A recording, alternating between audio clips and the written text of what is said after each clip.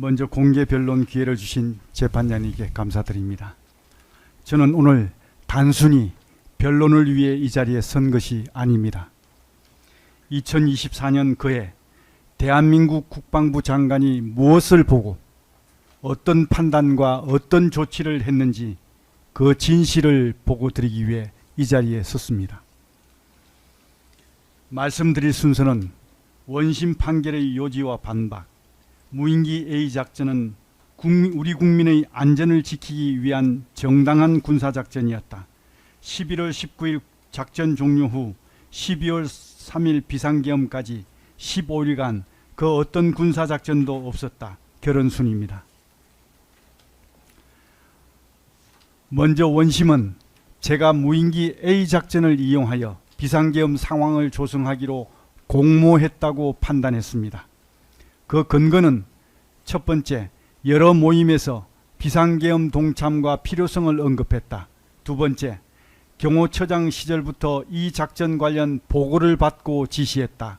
세 번째, 대통령 승인을 받아 지시하고 시사격, 비타격을 통해서 비상계엄 상황을 조성하려 했다는 것입니다.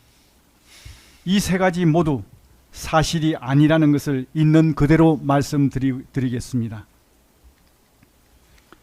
첫 번째, 원심은 여러 모임에서 비상계엄 동참과 필요성을 언급했다고 판단했는데 원심이 지목한 6사람 중에 그 누구도 비상계엄이라는 말을 들은 적이 없습니다.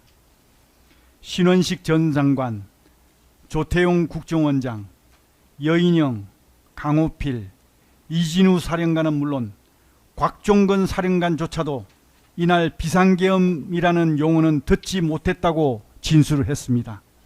즉 원심 판결문에 등장하는 비상계엄은 이들이 직접 들은 말이 아니라 추측에 불과합니다. 두 번째, 원심은 제가 경호처장 시절부터 이 작전을 보고받고 지시했다고 판단했는데 이 작전을 직접 수행한 김용대 드론 사령관의 정언은 전혀 다릅니다. 김용대 사령관은 법정에서 무인기 A 작전은 저의 아이디어에서 시작된 것이다. 그 누구한테 지시받은 적 없다. 경호처장에게 보고한 적 없다. 경호처장은 무인기 구조를 전혀 모르기 때문에 이런 지시를 내릴 수 없다는 등등 일관된 진술을 하였습니다. 제가 무인기 A작전 관련 처음으로 보고를 받은 것은 경호처장 때가 아니라 국방장관 취임 후인 9월 19일입니다. 따라서 경호처장 시절부터 이 작전을 보고받고 지시했다는 원심 판단은 사실이 아님을 분명히 밝힙니다. 세 번째, 원심은 제가 대통령의 사전 승인을 받고 무인기 A작전을 지시했다고 판단했습니다. 하지만 무인기 A작전은 대통령의 사전 승인 없이 장관의 권한과 책임하에 할 수 있는 작전입니다. 먼저 대통령님께서는 대비태세와 관련하여 선조치, 후보고를 강조해 오셨고 물리적 응징이 필요한 경우에만 사전 보고토록 당부하셨습니다. 이 작전은 비물리적 심리전입니다. 당시 비물리적 작전이나 심리전과 같은 대비태세는 장관에게 이미 권한이 위임되어 있었고 장관의 권한과 책임 하에 작전을 수행하는 것이 타당하다고 판단했던 것입니다.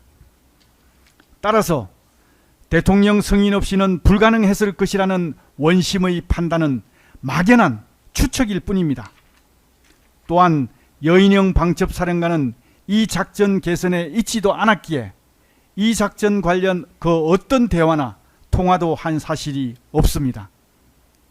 그러므로 대통령님과 여인영 사령관,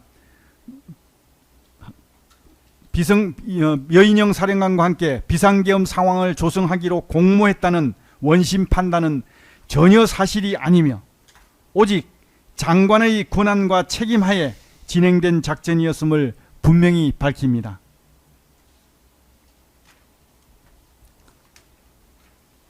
또한 원심은 제가 시사격, 비타격을 지시해 비상계엄 상황을 조성하려 했다고 판단했습니다. 하지만 시사격, 비타격에 관한 장관의 지시는 전혀 없었습니다. 이에 관한 김명수 합참의장, 이성호 작전본부장, 강호필 지작사령관 등 세 사람의 정언이 정확히 일치합니다. 즉 비상계엄 상황을 조성하기 위한 시사격, 비타격 등 장관의 지시는 존재하지 않으며 사실이 아닙니다. 다음은 무인기 A 작전이 우리 국민의 안전을 지키기 위한 정당한 군사작전이었음을 말씀드리겠습니다. 이제 2024년 가을로 돌아가겠습니다. 제가 국방장관으로 취임한 9월 6일을 전후해서 북한의 오물풍선 도발로 우리 국민의 안전은 심각한 위협을 받고 있었습니다. 당시 오물풍선 피해 상황 보도가 날마다 이어지고 있었습니다. 오물풍선 하늘길 막았다. 항공기 수십 편 이착륙 중단. 오물풍선의 생화학무기 탑재 시 대량 피해 경고. 곳곳에서 화재와 산불 발생. 잠실 야구장 경기 중단. 오물풍선으로 자동차 유리 박살. 60대 여성 머리 부상 등등 크고 작은 피해들이 이어지고 있었습니다. 이것이 원심이 전제한 평온한 일상이었습니까? 이것이 우리 국민의 안전한 일상이었습니까? 오물풍선 피해는 국가 중요 시설에도 발생했습니다. 7월 24일에는 여의도 국회에, 9월 23일에는 대법원 청사 잔디밭에 떨어졌습니다. 10월 24일 폴란드 대통령 국빈 방한 당일에도 용산 대통령실 경내와 환영식장 인근에 오물풍선이 떨어졌습니다. 야당조차 국가 보안도 체면도 바닥이라며 구체적이고 적극적인 대책을 요구했습니다.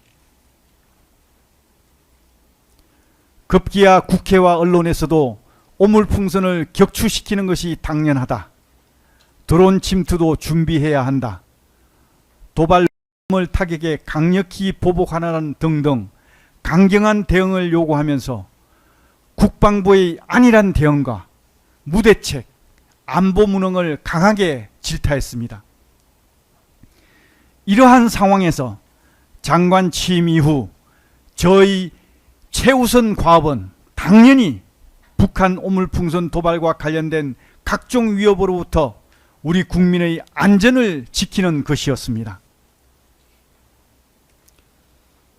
우리 국민의 안전을 지키기 위해서는 겨울이 오기 전에 반드시 오물풍선 도발을 억제 차단해야 했습니다. 왜냐하면 8월까지는 남풍이 불어서 그나마 월 평균 5 내지 6회 정도 오물풍선을 날렸지만 9월부터 북서풍이 불기 시작해 12월 겨울이 되면 매일 북서풍이 불어 우리 국민들께서 하루가 멀다 하고 오물풍선을 머리에 이고 사는 불안과 공포의 일상을 지내야 했기 때문입니다. 특히 매일 수백 개씩 오물풍선이 날아오게 되면 항공기 충돌, 이착륙 사고로 인한 대형 참사나 건조기 동시다발적인 대형 산불 발생, 그리고 오물풍선의 생화학물질, 고성능 폭발물 탑재 등으로 대량 인명피해가 발생할 수도 있어 우리 국민의 안전을 지키기 위해서는 겨울이 오기 전에 오물풍선 도발을 억제 차단하는 것이 그 무엇보다 절실했습니다. 이는 이성호 작전본부장의 법정 진술에도 잘 드러나 있습니다.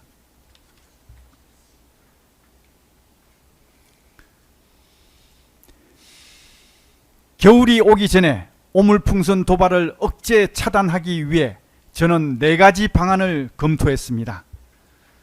첫 번째, 오물풍선 공중 격추와 두 번째, 부양지역 비타격은 국회의 강력한 요구가 있었지만 북한의 역도발로 인해 우리가 의도하지 않은 물리적 충돌이 예상되기에 가급적 자제하는 것이 좋겠다는 판단하에 배제하였고, 세 번째, 무인기를 이용한 오물풍선 수거는 야전 실험 결과 실효성이 제한되어 배제하였습니다.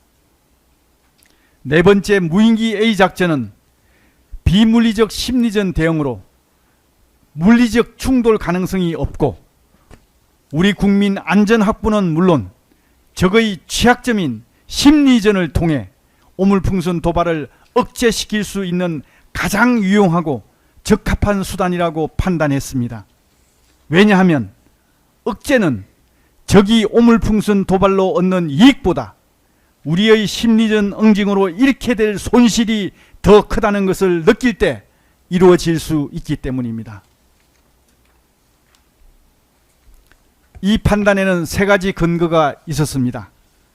첫째, 무인기 A 작전은 비물리적 대응 작전입니다.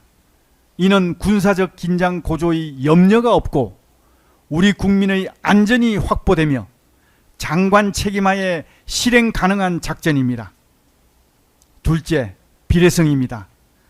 북한의 오물풍선 도발이 비물리적 회색지대 도발이듯이 무인기 A 작전도 똑같은 비물리적 회색지대 대응이었습니다. 이는 자위권의 요건 중 비례성을 충족하는 것입니다. 셋째, 틈새 전략입니다. 당시 북한은 러시아 파병으로 전력 공백 상태였고 물리적 대응 여력이 제한된다는 정보 판단하에 결심했습니다. 이 작전의 목적은 단 하나, 북한의 오물풍선 도발을 억제 차단함으로써 우리 국민의 안전을 확보하는 것이었습니다. 이와 관련된 이성호 작전본부장의 진술은 화면 하단을 참조해 주시기 바랍니다.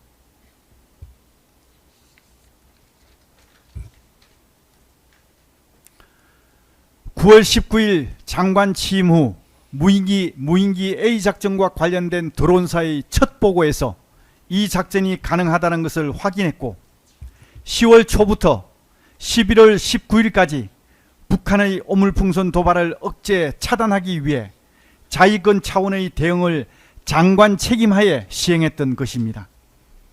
한편 작전 수행 과정에서 10월 11일 북한 외무성의 성명 발표가 있었습니다. 또 침범하면 즉시 행동으로 넘어갈 것이라는 등의 발표가 있었고, 그날 대통령님께 처음으로 보고를 드렸습니다. 첫째, 무인기 A 작전은 북한 오물풍선 도발에 대응하는 정당한 군사작전이었다 등 화면에서 보시는 내용들을 보고 드렸으며, 대통령님께서는 비물리적 작전으로 무력 충돌 위험이 없기 때문에 장관이 판단해서 알아서 하세요 라며 비물리적 대응에 대한 장관의 권한을 존중해 주셨습니다. 즉 대통령님께 사전 승인을 구한 것이 아니라 사후 보고를 드린 것입니다. 원심은 무인기 A 작전으로 북한을 자극하여 군사적 긴장을 고조시켰다고 판단했습니다. 하지만 무인기 A 작전에 대한 북한의 반응은 늘상 해오던 수사적 위협, 말뿐인 위협에 불과했습니다. 한미 정보 당국이 실시하는 연합정보에서 작전 기간 내내 북한의 직접적 물리적 도발 징후는 없었습니다. 이에 따라 우리 군의 워치콘, 경계태세, 데프콘 등 그 어떤 감시태세나 대비태세도 상향되지 않았으며 당시 어떠한 안보 불안도 없었습니다. 만일 원심이 인정한 대로 당시 북한과의 군사적 충돌에 따른 위험이 발생하였다면 워치콘, 경계태세, 데프콘 중 어느 하나라도 상향되었어야 합니다. 하지만 그 어느 것도 상향 조정 없이 현행 유지되었다는 것은 어떠한 군사적 위험도 없었다는 것입니다.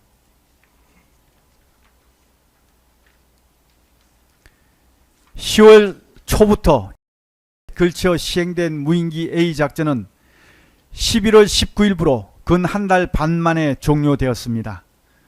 그 이유는 북한의 오물풍선 도발 억제 차단이라는 당초의 작전 목적이 어느 정도 달성되었다고 판단했기 때문입니다.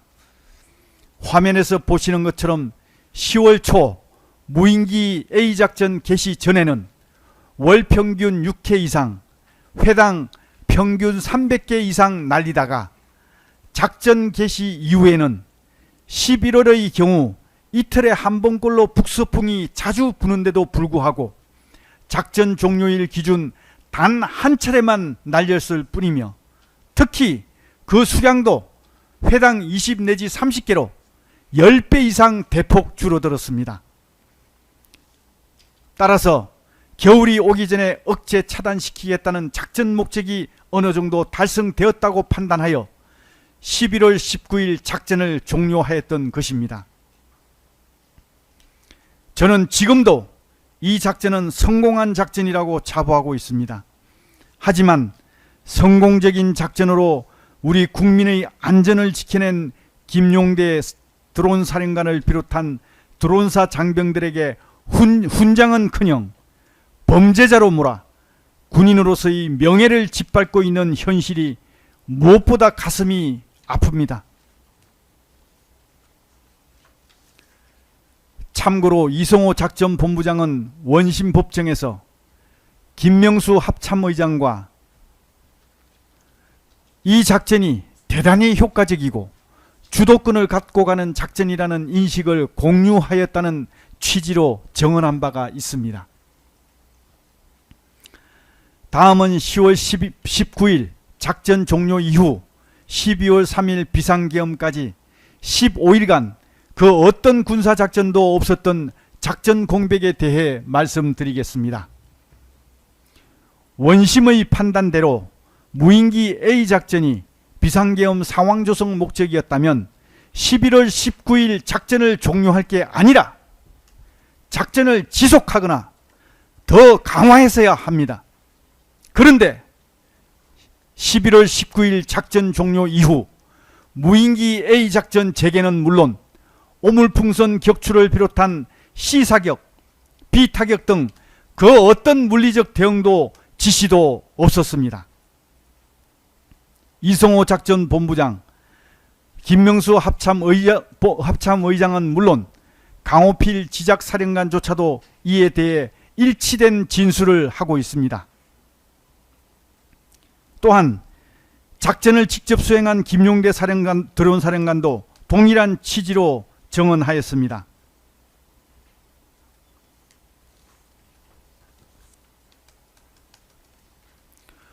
화면에서 보시는 것처럼 무인기 A작전과 비상계엄 선포는 서로 평행선을 달리며 교차하지 않습니다.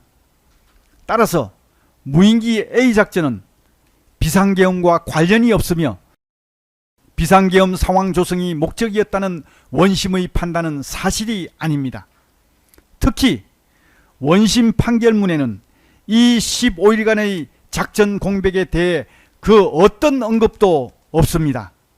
왜 없을까요? 이것이 언급되는 순간 무인기 A작전이 비상계엄 상황 조성 목적이었다는 판단이 무너지기 때문입니다.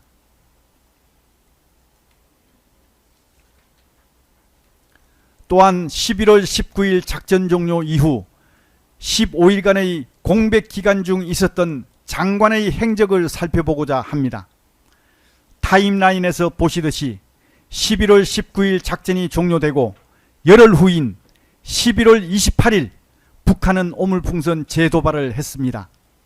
11월 28일 11월 28일은 비상계엄이 임박한 시점입니다. 11월 24일 대통령님께서 강도 높은 시국 걱정을 하신 후 26, 27일경 처음으로 비상계엄에 관련된 언급을 하시면서 비상계엄을 하게 되면 뭐가 필요한지 검토해 보라는 말씀이 계셨고, 이후 12월 1일에는 비상계엄 문건, 즉 대국민 담화문, 포고령, 계엄선포문 등 초안을 보고드렸습니다. 따라서 오물풍선 재도발이 있었던 11월 28일은 비상계엄이 임박한 시점이었고, 만약 원심의 판단대로 군사적 긴장 고조를 통한 비상계엄 상황 조성이 목적이었다면 그야말로 절호의 기회가 되었을 것입니다. 하지만 원심의 판단과 실제는 정반대였습니다.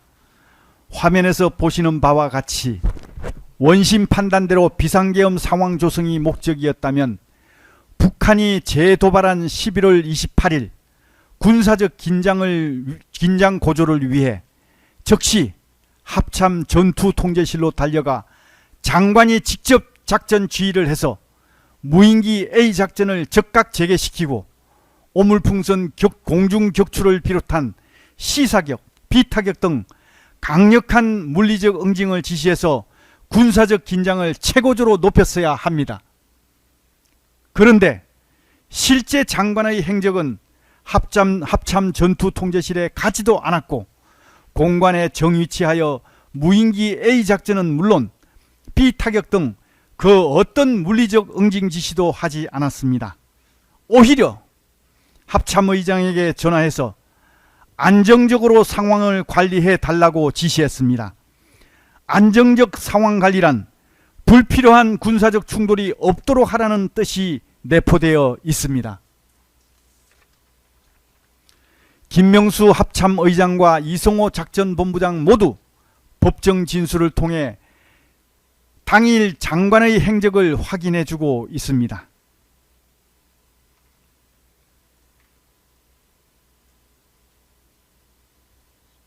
이는 비상계엄의 계기가 거대 야당의 폐악질, 국헌문란으로 위기를 맞은 시국 상황이었지 11월 19일 이미 종료된 무인기 A 작전과 비상계엄은 전혀 무관하다는 것을 입증해주고 있는 것입니다. 대한민국 국방부 장관으로서 묻겠습니다. 오물풍선 도발로 우리 국민 다수의 인명피해가 발생하고 난 후에 대응하는 것이 맞습니까? 아니면 우리 국민의 인명피해가 발생하기 전에 오물풍선 도발을 억제 차단하는 것이 맞습니까? 대한민국 국방부 장관이라면 당연히 후자를 선택해야 한다고 생각합니다. 또한 원심 판결대로라면 북한의 오물풍선 도발로 우리 국민의 안전이 심각하게 위협받고 있는 상황에서 아무런 조치도 하지 않고 그냥 두고 봤어야 한다는 것입니까? 김정은의 심기가 우리 국민의 안전보다 더 중요하다는 것입니까? 이것은 국방부 장관으로서 직무유기이자 우리 국민의 안전을 적에게 맡기는 것이며 결국 적에게 굴복하는 것이기에 결국 용납할 수 없습니다. 저는 영광스러운 대한민국의 군인이었습니다. 저는 적과 싸워 이기는 법과 적과 싸우다 죽는 법은 배웠지만 적에게 굴복하는 법, 우리 국민의 안전을 적에게 맡기는 법은 결코 배우지 못했습니다. 존경하는 재판장님, 대한민국 국군의 사명과 역할은 크게 세 가지입니다. 첫째, 국가를 방위하고, 둘째, 자유민주주의를 수호하며, 셋째, 국민의 생명과 재산 안전을 지키는 것입니다. 이러한 사명과 역할을 완수하기 위해 우리 군은 적이 도발하면 단호한 응징을 통해 억제하고 억제를 통해 평화를 지킨다는 기조하에 상시 대비 태세를 유지해 왔습니다. 이에 우리 군은 북한의 오물풍선 도발에 대응하여 무인기 A 작전이라는 응징을 통해 오물풍선 도발을 억제 차단함으로써 우리 국민의 안전을 지키고자 정상적인 군사작전을 성공적으로 수행했던 것입니다. 따라서 무인기 A 작전을 이적행위로 몰아가는 것을 결코 인정할 수 없으며 결국 특검의 이 사건 기소로 이익을 보는 자는 김정은 정권이기에 이 사건 기소 자체가 이적행위라고 생각합니다. 존경하는 재판장님, 지금 우리가 누리고 있는 평화는 그저 주어진 것이 아닙니다. 평화는 지킬 수 있는 자만이 누릴 수 있다고 했습니다. 지금의 평화를 당연시하고 평화를 지키기 위한 능력과 태세와 의지를 소홀히 한다면 결국 전쟁을 불러온다는 것이 역사의 교훈입니다. 평화로울 때 전쟁에 대비하라는 격언을 되새겨 보아야 합니다. 존경하는 재판장님, 기강이 무너진 오합지졸의 군대, 전쟁터에서 적을 보지 않고 뒤를 돌아보면서 머뭇거리는 군대를 당나라 군대라고 합니다. 당나라 군대는 당태종에 이어 3대 고종 때까지만 해도 세계 최강의 군대였습니다. 그 최강의 군대는 4대 황제 척천무 때 무너져 내렸습니다. 척천무는 지금의 평화를 당연시하면서 군대가 자신의 권력 유지에 위협이 된다는 이유로 간신배 이인보를 앞세워 갖은 명분을 동원하여 유능한 장수들을 모조리 숙청하였고, 심지어 우수한 군의 간부들을 양성하는 군벌, 군사학교마저 해체시켰습니다. 그리고 그 빈자리에는 정치인들의 애완견 또는 뇌물 액수순으로 채워졌습니다. 이러다 보니 군인들은 적을 바라보지 않고 뒤를 보며 머뭇거리게 되었고, 상납을 위해 백성들을 약탈하면서 기강마저 무너져 내려 결국 당나라 군대가 된 것입니다. 그 결과 변방 소국들의 침략과 약탈, 지방 곳곳에서의 반란이 이어지면서 죄 없는 백성들의 피해만 눈덩이처럼 늘어나게 되었고, 결국 당나라는 역사 속으로 사라졌습니다. 존경하는 재판장님, 강군을 만드는 데는 꽤 오랜 시간이 필요하지만 무너뜨리는 데는 그리 오래 걸리지 않습니다. 지난 70년간 강군으로 성장한 우리 군이 당나라 군대로 전락하는 것도 한순간입니다. 그 결과는 대한민국의 존망과 직결될 것이며 그 피해는 오롯이 우리 국민의 몫이 될 것입니다. 눈에 넣어도 아프지 않을 사랑스러운 우리 후손들이 자유마저 빼앗긴 채 노예의 삶을 살아가야 할지도 모릅니다. 혹자는 남북한이 경제적, 문화적으로 격차가 심한데 무슨 전쟁이냐, 그리고 무슨 철진한 체제전쟁이냐, 이런 말들을 합니다. 참으로 위험하고 무책임한 발언이 아닐 수 없습니다. 역사적으로 보아도 경제적, 문화적 강대국이 국방을 소홀히 하면서 약소국에게 무너진 사례를 쉽게 찾아볼 수 있습니다. 경제적, 문화적 우월성만으로 나라를 지켜낼 수는 없는 것입니다. 또한 체제전쟁은 끝난 것이 아니라 지금 이 순간에도 진행 중에 있습니다. 소리 없는 전쟁, 보이지 않는 전쟁, 하이브리드 전쟁이 바로 그것입니다. 존경하는 재판장님, 저는 지금 매우 두렵습니다. 김정은을 비롯한 적이 두려운 것이 아닙니다. 제가 중형을 받을까봐 두려운 것도 아닙니다. 이 재판 결과로 우리 군의 대비태세가 위축되고 머뭇거리게 되어 우리 군이 국민의 안전을 제대로 지키지 못하게 될까봐 그것이 두렵습니다. 정상적인 군사작전을 이적행위, 간첩행위로 몰아간다면 앞으로 대한민국에서 자신의 직을 걸고 군사작전을 수행할 군인들이 사라지게 될 것이기에 그것이 두렵습니다. 지금 대한민국은 잠시 정전 상태일 뿐 전쟁 중인 나라입니다. 전쟁 중인 군인들에게 손발을 묶어놓고 빈총으로 나라를 지키라고 하는 불행한 사태가 허용되어서는 안 됩니다. 부디 대한민국 국군이 흔들림 없이 대대손손 이 나라를 지켜나갈 수 있도록 살펴봐 주실 것을 노병의 마지막 남은 충정으로 간곡히 요청드립니다. 감사합니다. 예, 예, 고맙시고요. 예, 마치겠습니다. 예, 그러면은 변론은 모두 마치고요. 예, 예, 그럼 이어서 증인심을 하겠습니다.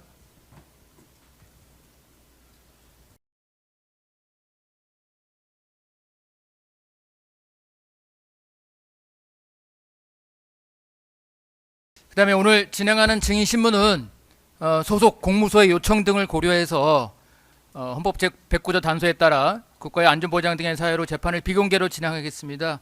형소법의 규정에 따라서 소속 공무소도 비공개 재판을 조건으로 증언을 승낙한 점 등을 고려하겠습니다. 따라서 교도관과 재판용건을 제외하고는 모두 퇴정해 주시기 바랍니다. 재판의 중계도 중단하도록 하겠습니다.